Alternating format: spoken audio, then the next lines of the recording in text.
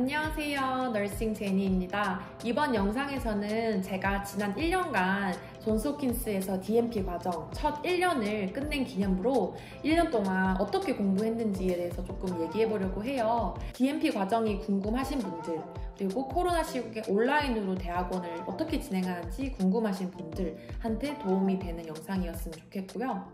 우선 제가 일을 주 5일 출근하면서 풀타임으로 같이 병행을 했잖아요. 그래서 일이랑 대학원 병행하는 게 어떻냐라고 질문하신다면 상당히 힘들다라고 하겠습니다.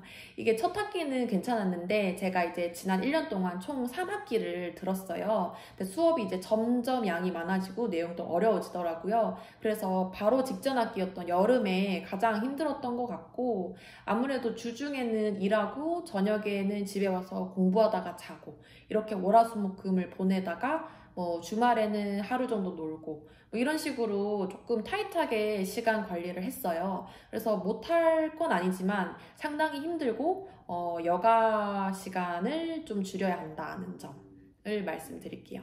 일단 제가 지금 하고 있는 존스홉킨스 DNP 과정은 총 4년짜리예요. 3년, 4년 이렇게 선택할 수 있었는데 저는 이제 근무를 병행할 생각으로 4년 프로그램을 선택했고요. 총 11학기로 이루어져 있습니다. 그래서 그 중에 제가 3학기를 이제 끝낸 거고요. 아직까지 실습은 시작하지 않았어요. 내년 여름, 그러니까 첫 2년이 끝난 이후에 실습을 시작할 예정이라 아직까지는 이제 수업만 듣고 있습니다. 그리고 이 3년, 4년 프로그램이 완전히 스케줄이 짜여서 나오기 때문에 제가 뭐 과목을 선택한다거나 이런 건 없었고, 이제 간호대 졸업하신 분들이면은 이 운명에 대해서 익숙하시잖아요. 저희는 이제 주어진 시간표를 그대로 따라서 신청하고 듣는 그런 프로그램이었습니다. 일단 존스홉킨스가 수업을 온라인으로 진행하고 있기 때문에 이게 어떤 식으로 진행되는지 궁금하신 분들이 많으실 것 같아요. 일단 결론부터 말씀드리면 생각보다 체계적이고 효과적인 포맷이었다라고 느꼈거든요. 전반적인 수업 구성을 말씀드리자면 일단 렉처가 있어요. 이런 게 이제 다 같이 동시간대에 접속해서 듣는 수업이 아닌 미리 녹화가 된 강의를 듣는 거죠. 그래서 저 같은 경우에는 일 끝나고 시간 될 때 이 강의를 셀프 스터디 식으로 따라잡으면서 모두 다 들었고요. 실제 교수와 직접 만나서 얘기하는 줌 미팅도 정기적으로 있었어요. 그런 경우에는 그 교수가 뭐 한 2, 3주 동안 배웠던 내용을 정리를 하고 저희가 질문을 하고 토의하는 방식으로 진행이 되었고요. 그때 이제 제 클래스메이트들이랑 또 이야기를 많이 나누고 교수님들이랑 또 좀 대화할 수 있는 시간이 되었던 것 같습니다. 그리고 다른 학교도 그런지 모르겠는데 팀플이 정말 많았어요. 한 과목당 최소 한두 개씩은 다 있어가지고 그걸 통해서 사실 온라인임에도 불구하고 많은 친구들을 사귀고 꽤 연락까지도 사적으로 하는 관계가 되었고요. 주로 이제 페이퍼 작성 같이 하는 거, 뭐 PPT 발표해서 녹화하는 거, 또는 뭐 정치 아젠다 같이 쓰는 거, 그리고 QI 프로젝트 진행하기, 뭐 이런 식으로 친구들 한 4, 5명씩 모여가지고 팀플을 하다 보니까 이 친구들이랑 줌 미팅으로 여러 번 만나서 대화하고 뭐 문자로 여러 가지 내용 주고받으면서 좀 친해질 수 있었던 것 같아요. 그래서 아직까지 만난 적은 없고 이제 이번 가을 학기가 시작되면 그때 이머전이라고 3일 동안 볼티모어에 갈 일이 있어요. 그때 저희가 술기 연습을 같이 하게 될 텐데 친구들이랑 그때 처음으로 인사를 하게 될 것 같습니다. 개인 과제 또한 많았는데요. 이 과제를 제출하게 되면 다른 친구 과제를 읽어보고 거기에 대해서 피드백을 다는 그런 과제까지도 추가로 있었어요. 그래서 그런 거 하면서 문헌 고찰을 아무래도 많이 하게 되었고 친구들이 이제 어떤 클리니컬 백그라운드를 가지고 있는지에 대해서도 알게 되었죠. 그리고 시험도 온라인으로 다 봤는데요. 저도 온라인으로 시험 보는 게 거의 처음이라 어떻게 진행하는지 되게 궁금했거든요. 근데 이제 프로그램이 있어요. 이제 그 프로그램을 깔면 컴퓨터에 있는 모든 다른 창이 다 종료되고 제가 딱 띄우는 그 시험 창만 열려있게 돼서 다른 인터넷 검색 같은 게 불가능하고, 그리고 또 시작하기 전에 노트북 카메라로 제 얼굴이랑 제 신분증 그리고 주변 환경, 주변에 혹시 뭐 핸드폰이나 컨닝 페이퍼가 있진 않은지 이런 걸 확인하는 식으로 진행이 되었습니다. 온라인 수업에 대해서 좀 더 얘기해 보자면 일단 장점으로는 시간이 근무랑 안 겹치고 제가 스스로 시간 관리를 할 수 있다는 점이 가장 좋은 점 같습니다.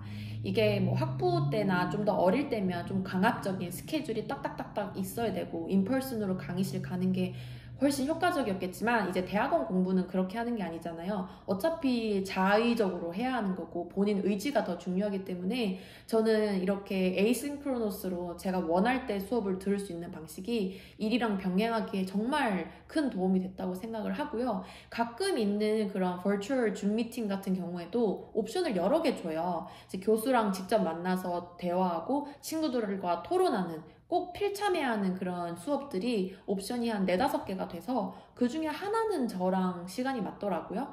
그래서 그런 식으로 지금까지 해결이 가능했고 다음 학기에 있는 헬스 어세스먼트도 이제 매주 줌 미팅을 하는데 그것도 팀을 한 8개 정도로 나눠서 근무 시간이랑 겹치지 않게끔 제가 지금 조율을 끝낸 상태고요. 일을 3시에 퇴근하고 나면 저녁 6시에 줌 세션에 들어가는 걸로 이런 식으로 조정을 하니까 일이랑 그나마 같이 병행을 할 수 있었던 것 같습니다. 그리고 시험 기간이라는 것도 뭐 월요일 저녁 7시 이렇게 하는 게 아니라 사람들이 정말 전국에 있고 다른 나라에 있는 학생들도 있단 말이에요. 그리고 뭐 애를 키운다던가 일을 한다던가 패밀리 이벤트가 생겼다던가 이런 수많은 변수들이 있기 때문에 시험을 대부분 3일에서 4일 정도 윈도우를 오픈을 해놔요.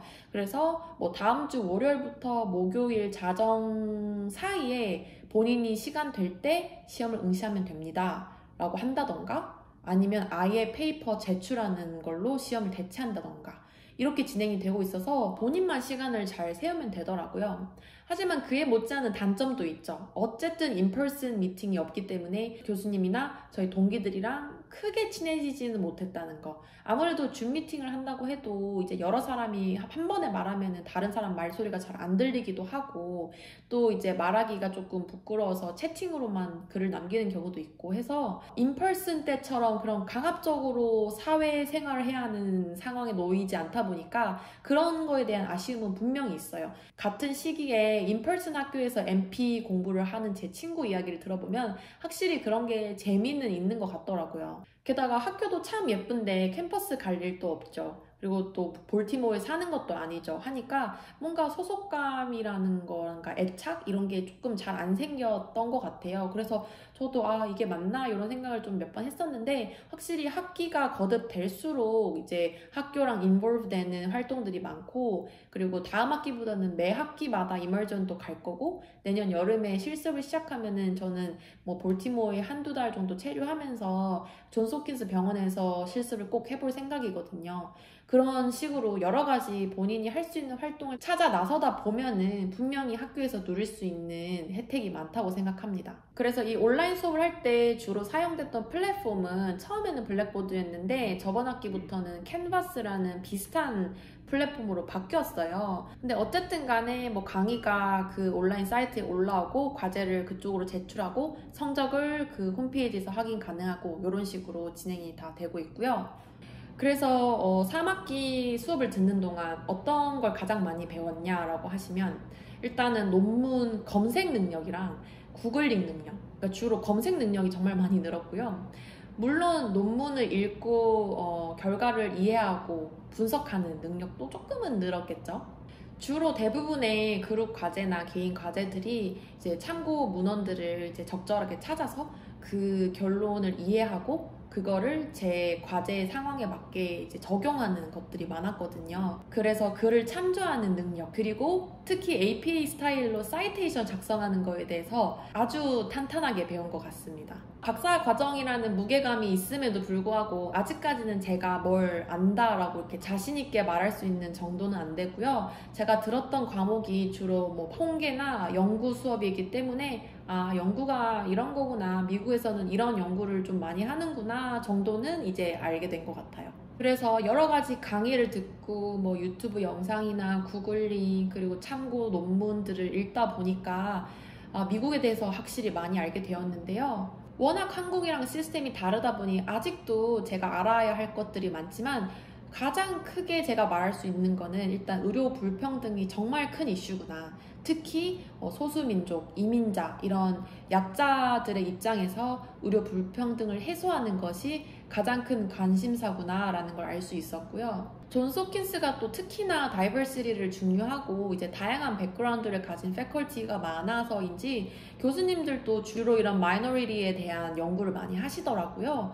그리고 저 또한 이민자의 입장이기 때문에 그런 주제에 대해서 더 관심이 가는 것 같습니다. 저도 입학하기 전에 쉽다고 생각을 했어요. 이제 절대평가이기도 하고 뭔가 그냥 조금 더 너그럽게 학점을 줄 것 같아서 그래서 뭐 그런 것 같다고 생각이 드는 과목들도 몇 가지 있지만 그렇게 다 만만하진 않았던 게 절대평가가 오히려 무서울 때가 있어요. 특히 병태생리학, 양리학처럼 정말 내용이 많고 그 내용을 달달 외워서 시험을 봐야 되고 정말 문제 하나하나 틀 때마다 감점 요소가 되잖아요. 그래서 솔직히 말씀드리면 지난 1년 동안 과목을 총 8개를 들었는데 병태생리학이랑 양리학만 A뿔을 못 받았어요. 그래서 이 두 과목은 아무래도 시험을 그렇게 완벽하게 다 맞추지는 못했기 때문에 조금 성적이 미흡했고 나머지 과목들도 어땠는지 좀 짧게 리뷰를 해보자면 일단 첫 번째 학기에 바이오 스태티스틱스를 배웠거든요. 이거는 정말 중요한 과목이라고 생각을 해요. 저는 옛날부터 이제 경제, 통계 이런 거 관심이 많아서 학부 때도 경제 학부에서 통계학 수업을 들었었는데 그거랑 완전 다르게 그리고 더 어드밴스된 그런 내용이었거든요. 그래서 여러 가지 포맷이 있지만 저희 학교 같은 경우에는 SPSS를 깔아가지고 그거를 실제로 어떻게 돌리는지도 다 실습을 해봤고 이제 여러 가지 이제 통계 방법론에 대해서도 배우고 앞으로 연구를 설계할 때 적절한 통계 방법을 채택할 수 있도록 정말 기본적인 공부를 했다고 생각을 합니다. 그리고 들었던 과목이 Context of Healthcare for Advanced Nursing Practice인데요. 이거는 정말 브로드한 내용을 배웠어요. 거의 뭐 MP와 개론 같은 수업이랄까요? 그래서 미국에서 MP가 뭐 어떤 일을 하고 어떤 걸 알아야 하고 어떻게 나아가야 하고 뭐 이런 전반적인 거에 대해서 배우는 시간이었고 다른 한 가지는 Health Finance였는데 제가 계속 경제 쪽에 관심이 많다 보니까 이 과목도 정말 기대를 많이 했거든요. 그래서 저도 정말 재밌게 들은 수업이었어요. 기본적인 수요 공급부터 해서 엑셀을 사용해서 실제 계산하는 것들도 많았고 또 좀 더 브로드하게 가서 여러 가지 이론들을 배우기도 했고요. 그래서 주로 병원에 CNO나 높은 간호관리직에 있는 사람들이 DMP 또는 PhD 디그리를 갖고 있는데 그런 자리까지 올라갔을 때 굉장히 도움이 되겠다. 또는 MP로서 개인 클리닉을 오픈할 때 도움이 되겠다라는 생각은 했지만 지금 당장 와닿지는 않는 내용들이었어요. 그리고 그 다음 학기에 배운 게 이제 패토피지올로지가 있었는데요. 이거는 굳이 뭘 배운지 말하지 않아도 다들 아시겠죠. 이제 태부생리학이 어디 가지 않으니까 내용은 다 똑같은데 관점이 약간 프로바이더 입장에서 이제 진단을 내리는 쪽으로 많이 포커싱을 했던 것 같고요. 헬스 폴리시 수업도 되게 재밌었어요. 저는 이제 정책에 대해서 배우는 건데 이 수업을 들으면서 미국 의료 시스템에 대해서 조금이나마 더 알 수 있었고 정치 아젠다를 직접 작성하면서 이제 어떤 의료 문제들이 있는지에 대해서도 많이 알아봤고 간호사들이 어떻게 정치적인 참여를 할 수 있는지 협회 가입을 통해서 목소리를 어떤 식으로 내고 있는지를 알게 되면서 저도 이 수업을 끝내고 여러 가지 협회들을 막 가입을 했어요. 이게 어쨌든 간호사들의 이익과 권리를 보호를 하려면 그런 정치 활동은 필수적이고 그게 이제 협회에서 주로 이제 시스템메릭하게 진행이 되기 때문에 그래서 저도 이제 첫걸음으로 ANA라는 간호사 협회에 매달 15불씩 멤버십을 내면서 지금 가입을 해서 여러 가지 뉴스들을 찾아보고 있습니다. 또 가장 많은 시간을 할애했던 게 연구 수업인데요. 분명히 저도 학부 4학년 때 연구 방법론이라는 수업을 듣고 이제 그룹 페이퍼도 같이 작성을 했던 것 같아요. 근데 잘 기억나는 내용이 많지 않고 그 BSN을 끝내고 아산병원 3년을 일한 다음에 바로 시작한 닥터 과정이기 때문에 연구에 대한 저의 경험이 정말 적은 편이라고 생각하거든요. 그래서 진짜 기본적인 것들만 이해하고 배운 것 같아요. 그래서 연구 쪽으로는 제가 앞으로 DMP 프로젝트를 진행하기 위해서라도 조금 더 많은 지식을 좀 쌓아야겠다라는 필요성을 느꼈고요. 그리고 이 수업을 통해서 매주 친구들이랑 팀플을 했었기 때문에 이때 같이 했던 친구들이 가장 친해졌거든요. 그래서 이 수업 또한 굉장히 재밌게 했습니다. 그리고 바로 직전 학기였던 여름에는 제가 양리학 수업이랑 헬스 프로모션이라는 수업을 들었어요. 그래서 헬스 프로모션이 뉴트리션이라는 과목은 이제 간호사 관점에서 어떻게 건강 증진을 이끌어낼 수 있느냐, 그에 관련된 비헤이비어가 뭐가 있느냐, 이런 거에 대한 이론들을 많이 배우고 페이퍼 작성을 하는 수업이어서 그렇게 무거운 수업은 아니었고요. 이 양리학이 정말 엄청났는데 사실 학부 때도 양리학 수업 쉽지 않았잖아요. 정말 그 많은 양들을 더 많이 다루면서 각 협회에서 발표한 그런 가이드라인에 따라서 어떻게 처방을 내릴 건지, 실제 시나리오를 받고 어떤 약을 시도해보고 안 되면은 또 어떤 약을 더 해볼 건지, 막 이런 식으로 굉장히 이제 처방하는 입장에서 양리학을 배우다 보니까 알아야 되는 내용이 진짜 많았어요. 그래서 엑셀로 이걸 다 정리해놓고 나중에 실습 나가거나 뭐 임상에 가서 도움을 많이 받을 생각입니다. 그리고 제가 대학원 다니면서 만난 사람들은 어떤 사람들이 있었을지도 궁금하실 것 같은데요. 일단은 대부분의 제 클래스메이트들은 다 미국인입니다. 그것도 백인 비율이 압도적으로 높고요. 뭐 다양한 인종이 다 있죠. 뭐 흑인이나 히스패닉, 그리고 아시안 중에서도 필리핀, 뭐 인도계 다 있는데 한국인은 그 중에서 4명 정도 있습니다. 그 중에서도 미국에서 거의 유년기를 보낸 거의 교포인 친구들을 제외하면 저 정도밖에 없는 것 같고요. 다 영어를 더 편해해요. 그래서 저처럼 진짜 영어 한다 하면 이제 벌벌 떤다 하는 그런 외국인 학생은 저랑 대만에서 온 친구 1명? 이렇게 2명 정도 있어요. 그래서 이 친구랑 어쩌다 팀플을 같이 하게 됐는데 이런 고충들이 너무 잘 통하는 거예요. 이제 뭐 미국에 어떻게 오게 됐는지, 이제 오기 전에 거기 임상 환경은 어땠는지 막 이런 얘기를 하다 보니까 너무 비슷한 점도 많고 해서 그 친구랑 참 많이 친해졌습니다. 그래서 어쨌든 다양성을 중시하는 학교긴 하지만, 그래서 유색 인종이 많기는 하지만 그 중에서 이제 대부분이 born and raised고 저처럼 완전히 이제 성인이 돼서 미국에 온 학생들은 확실히 적다는 거. 그래서 뭐 영어 같은 거에 있어서 좀 버벅거리거나 하면 굉장히 티가 많이 나기 때문에 좀 잘할 필요성이 있어 보입니다. 그래도 연구 수업을 같이 팀플하면서 느꼈던 거는 이제 언어는 조금 딸릴지 몰라도 내용을 이해하고 분석하는 실력은 전혀 뒤떨어지지 않는다는 거예요. 그래서 그때 좀 자신감을 많이 얻었어요.